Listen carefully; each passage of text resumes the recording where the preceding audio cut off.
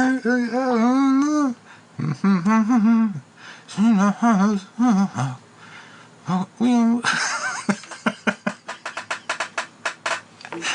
shit. Oh yeah, let's keep going. Predators. Oh.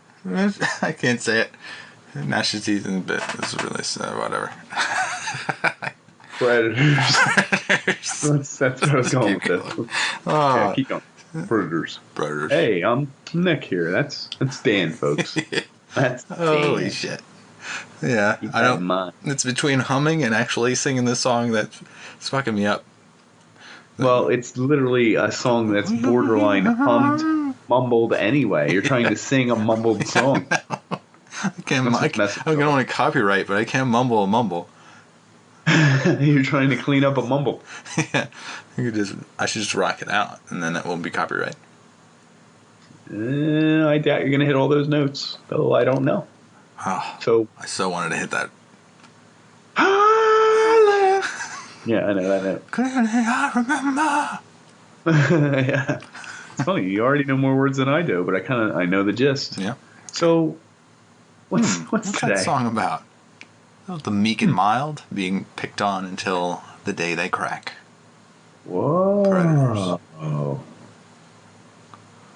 So are you talking about meek and mild? Yeah. It's the person who you don't expect. You never know their backgrounds, that they're secretly tormented. And one day they're just gallivanting through the office and just blowing people away. They lean in close and they say, "Thanks for the Snickers." They don't kill you? Yeah, and they don't kill you. They go office to office and leave you alive for a Snickers you gave them one time? Mm-hmm. Yep. That's pretty tight if you gave them the Snickers. Yeah. Not pretty tight if you didn't. Oh, I mean, luckily I carry Snickers with me wherever I go. Thank goodness. That's why the children are not allowed within 100 yards of you. Yeah. It's chocolatey goodness. Yeah, that's what it is. Rails. There's tons of people that I remember were meek and mild that didn't really say a word. I don't know what happened to them, but they could have been tormented. They could have had bad histories from their parents. Brought up without love, empathy, affection. You can come from different directions. I think there's people who are okay with themselves.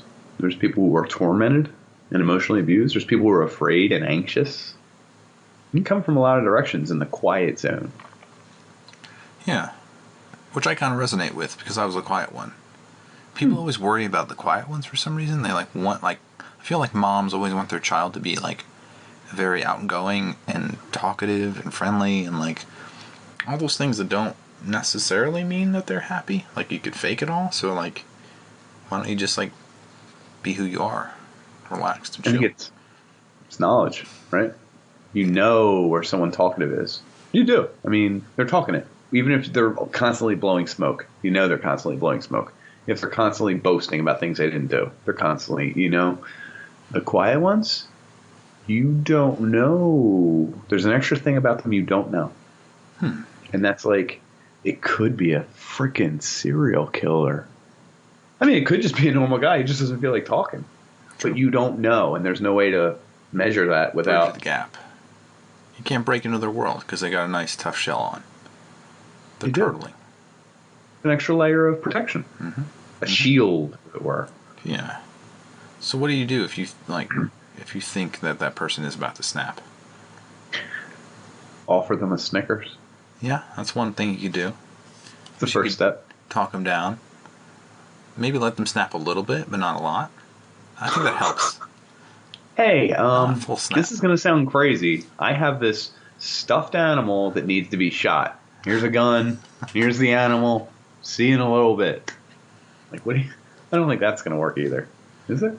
Oh, what if you could have an outburst. You can let them have an outburst. Get some feedback. Make sure that they're seen.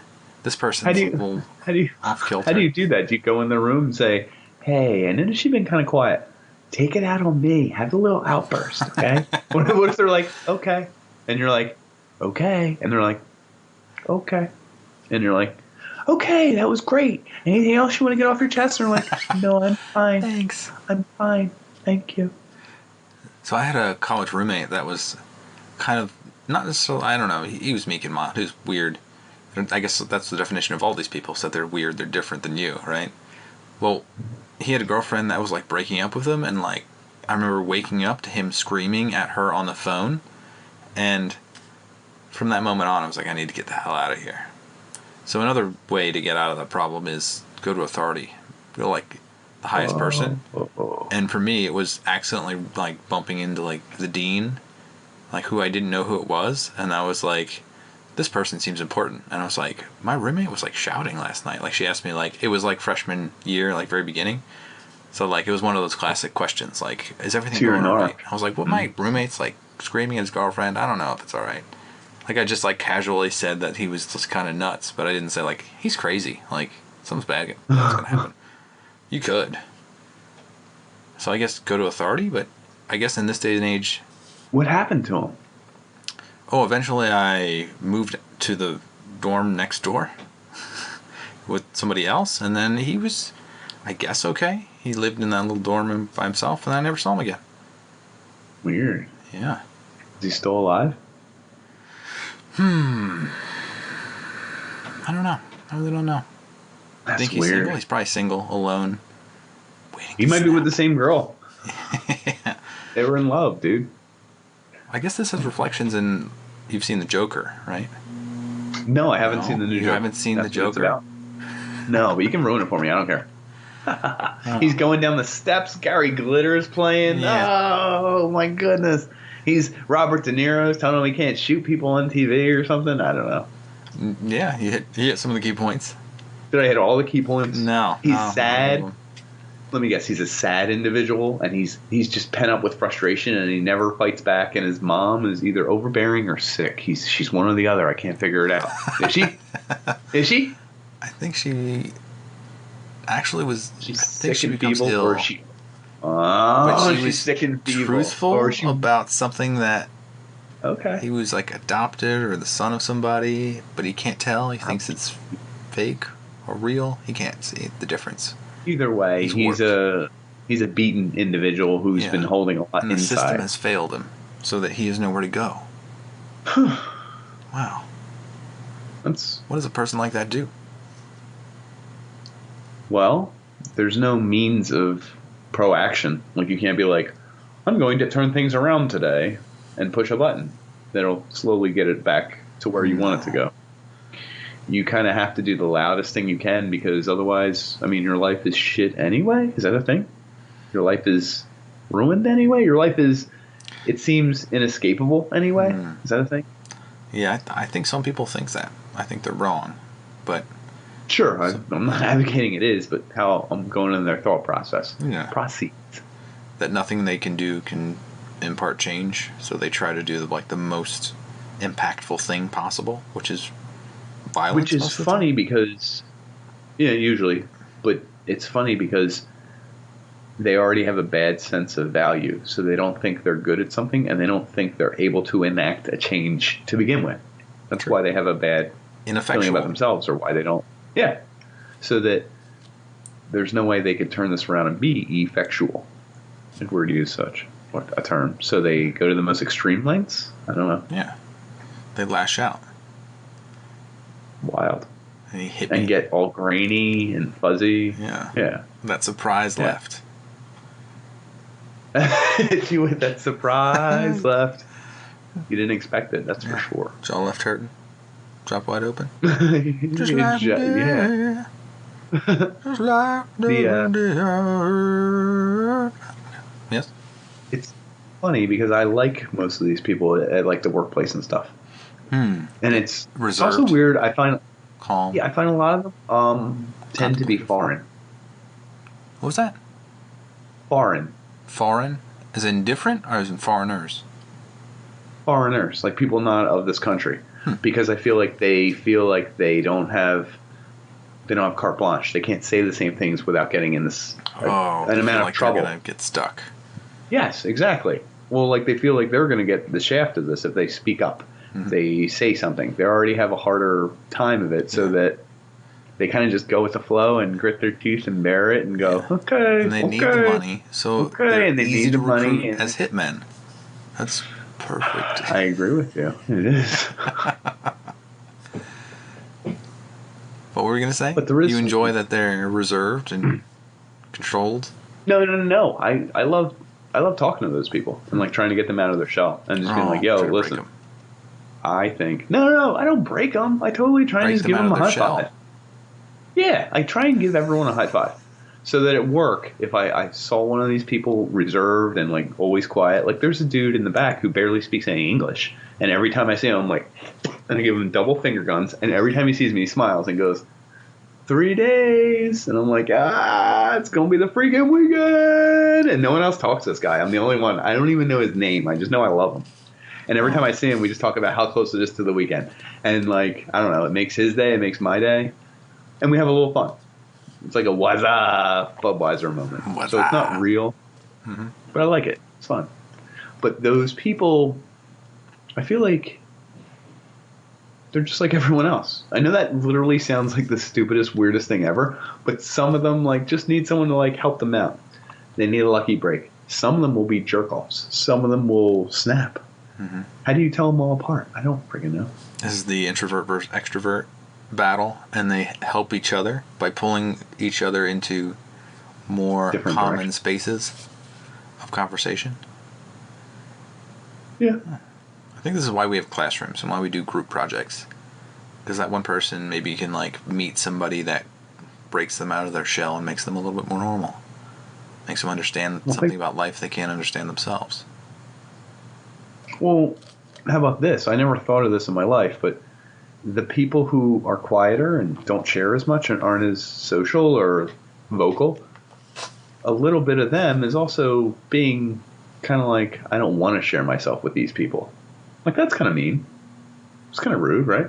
Yeah, I guess so, but depends who you are. It's like saying, 100%, and it's dependent on each situation, but I think they should also stick out their neck or stick out their hand or stick out whatever and be like, yo, I'm going to put myself out a little bit.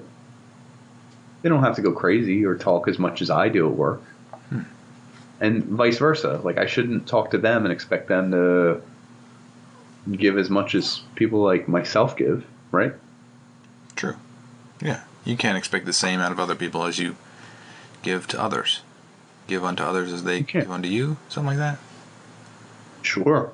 And then there's, you've touched on this before, professionalism versus fun.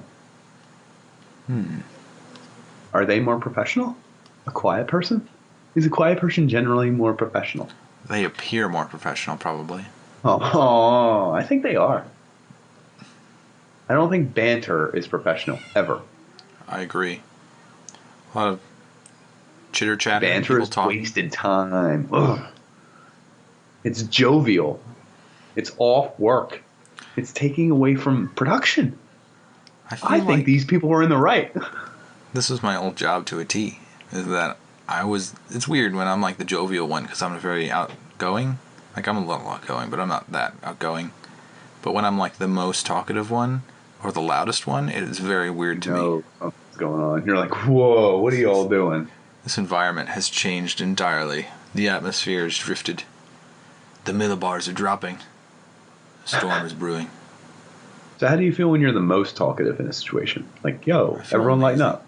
But I'm split. And I'm not, like, I think I'm a mix. I think some people are polar. And I think I'm in the middle.